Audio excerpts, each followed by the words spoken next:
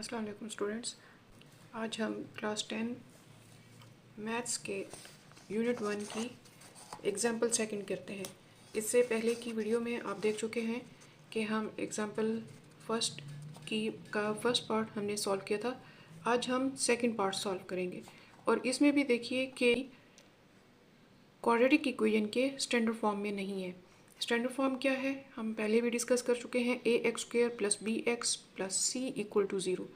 अब यहाँ x है नहीं, t है, तो इसमें कंफ्यूज नहीं होना क्योंकि वेरिएबल कोई भी हो सकता है। ए बी सी जितने भी अल्फ़ाबेटिकल लेटर्स हैं उनमें स्मॉल लेटर्स जितने भी हैं वो सब के सब यूज़ हो सकते हैं एज अ वेरिएबल, ठीक है।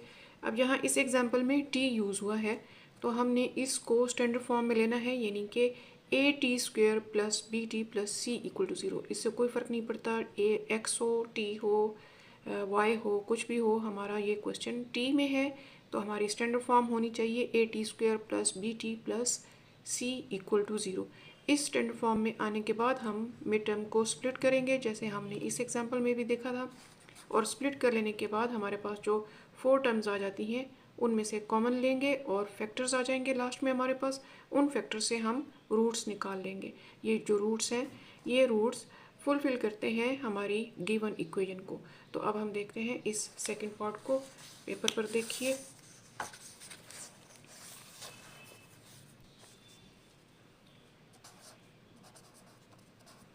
यूनिट 1 है जो कि क्वाड्रेटिक इक्वेशंस पर है।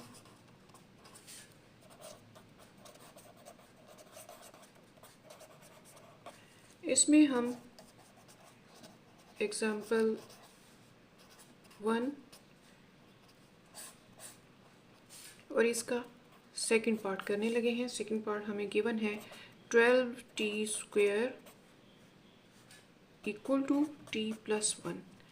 सोल्यूशन हम इसका लेते हैं। सबसे पहले हम इसे अरेंज कर लेंगे। 12t², t इस तरफ लेकर आएंगे -t हो जाएगा, और 1 भी इस तरफ लेकर आएंगे तो ये भी -1 = 0। ये स्टैंडर्ड फॉर्म आ गई, यानी कि ax² + bx + c। b यहाँ पर -1 है और c भी -1 है, ठीक है। बाकी मैं बता चुकी कि x की जगह पर यहाँ पर t वेरिएबल यूज़ हुआ है। अब हम क्या करेंगे, मिड टर्म को स्प्लिट करेंगे, और मिड टर्म को स्प्लिट करने के लिए मैंने आपको बताया था कि उसका मेथड ये है कि a c का प्रोडक्ट लेंगे। a और c का हम प्रोडक्ट लेंगे। a हमारे पास 12 है, c हमारे पास -1 है, तो a c जो है वो क्या मिल रहा है हमें, -12 मिल रहा है। इसके हम ऐसे फैक्टर्स देखेंगे जिनमें से वो पेयर हमें चाहिए होगा जिसको प्लस या माइनस करने से -1 मिले, ठीक है। फर्स्ट फैक्टर 1 को 12 से मल्टीप्लाई करें 12, फिर है 2 को 6 से मल्टीप्लाई करें, इससे भी 12 मिलेगा। 3 को 4 से मल्टीप्लाई करें, इससे भी 12 मिलेगा, और फिर 4 को 3 से, और फिर ये रिपीट होता चला जाएगा। तो हमारे पास जो मेन पेयर हैं वो ये हैं 12, 1, 2, 6 और 3, 4। इसमें से कौन सा पेयर बताइए सही अप्रोप्रिएट हो सकता है? 3 और 4। 3 और 4 कैसे कि अगर हम इन्हें प्लस या माइनस करें, प्लस या माइनस, ठीक है।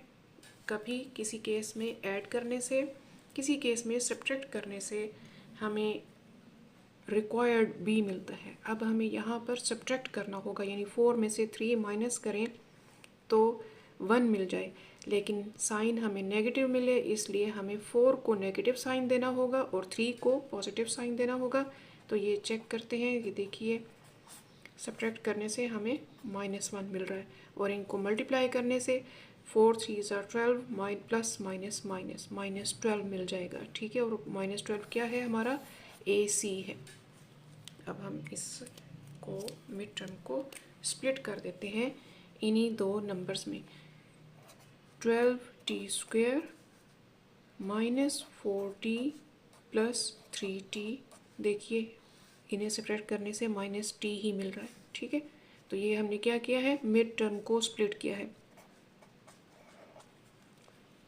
अब हमारे पास 3 टर्म्स की बजाय 4 टर्म्स आ गई हैं, जिनमें से हम पहली 2 टर्म्स में से कुछ कॉमन लेंगे और फिर आखिरी 2 टर्म्स में से कुछ कॉमन लेंगे, जो इन दोनों में से पॉसिबल हो सकता है। इसमें क्या हो सकता है, एक 4 ये कॉमन हो गया, दूसरे टी भी कॉमन हो सकता है। तो अंदर ब्रैकेट में क्या रह जाएगा, इस टर्म के पास 3 रह जाएगा और एक टी बाहर आ चुका है 3t, और ये कंप्लीट बाहर आया है तो यहाँ पर 1 रह जाएगा। यहाँ पर कुछ भी कॉमन नहीं है तो हम 1 ले लेते हैं। अंदर क्या रह जाएगा, वही सब कुछ। जब 1 कॉमन है तो इसका मतलब है कि जो कुछ भी है वो सब वैसे ही आएगा। 3t - 1 = 0। और यहीं पर ही हमें अपने क्वेश्चन का पता चलता है कि ये बिल्कुल सही जा रहा है। कैसे, ये ब्रैकेट्स जो हैं दोनों सेम अगर है तो इसका मतलब है हमारी फैक्टराइजेशन बिल्कुल सही जा रही है। इस टर्म में से 3t - 1 कॉमन हो जाएगा और इस टर्म में से 3t - 1 कॉमन हो जाएगा।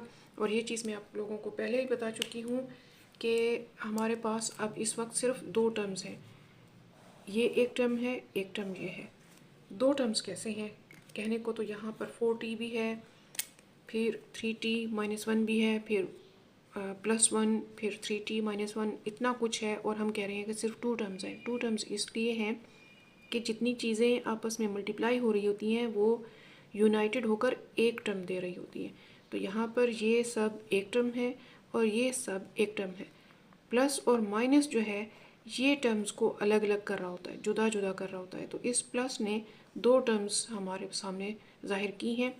तो इन 2 टर्म्स में से हमें 3t - 1 ये ब्रैकेट जो है ये कॉमन नज़र आ रहा है, हमने बाहर ले लिया। अंदर क्या रह जाएगा, इस पूरी टर्म के पास सिर्फ 4t रह जाएगा और इस पूरी टर्म के पास +1 रह जाएगा। ये सब भी = 0। तो अब हम यहाँ पर कह सकते हैं कि 3t - 1 = 0 और 4t + 1 = 0। ये हमें दे रहा है t = 1/3, क्योंकि 1 इस तरफ आएगा तो 0 + 1 1, और 3 जब दूसरी तरफ जाएगा तो डिवाइड हो जाएगा, क्योंकि यहाँ मल्टीप्लाई हो रहा है। ये एक कॉमन सी चीज़ है, बहुत आम सी सादा सी, जो आप जानते होंगे इस स्टेप को। यहाँ पर हमें t क्या दे रहा है, यहाँ पर t हमें दे रहा है -1/4। कैसे -1/4, ये बिल्कुल बेसिक अलजेब्रा। अगर आप लोगों को यहाँ कंफ्यूज कर रहा है तो कमेंट सेक्शन में बता दीजिएगा, मैं इसको भी क्लियर कर दूँगी। अच्छा, हमारे पास 2 रूट्स आ गए हैं।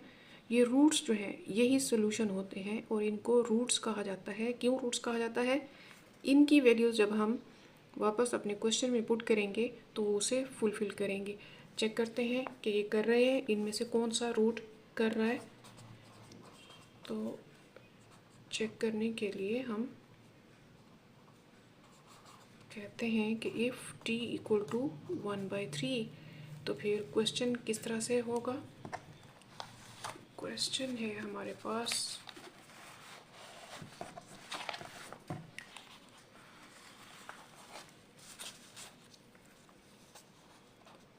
12t² = t + 1। जहाँ जहाँ t है वहाँ हम 1/3 लगा लेंगे और साथ इसके 12, यहाँ पर भी 1/3 और +1।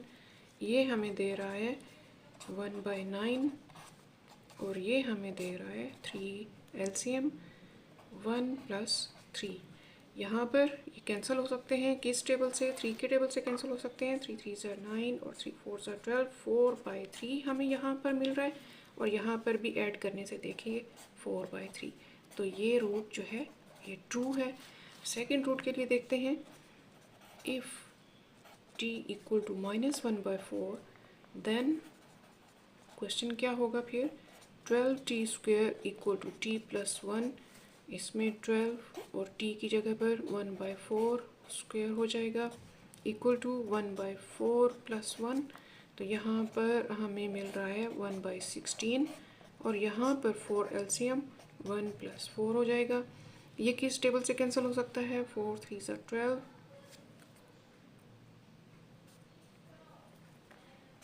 4 3 = 12, 4 4 = 16। यहाँ पर हमें मिल रहा है 3/4 और यहाँ पर क्या मिस्टेक हुई है हमारे पास, ओके, ये -1/4 है, ये -1/4 है। यहाँ पर स्क्वायर की वजह से तो पॉजिटिव हो जाएगा, लेकिन यहाँ पॉजिटिव नहीं होगा, तो ये आ रहा है हमारे पास 4 - 1 3/4, ये भी ट्रू है।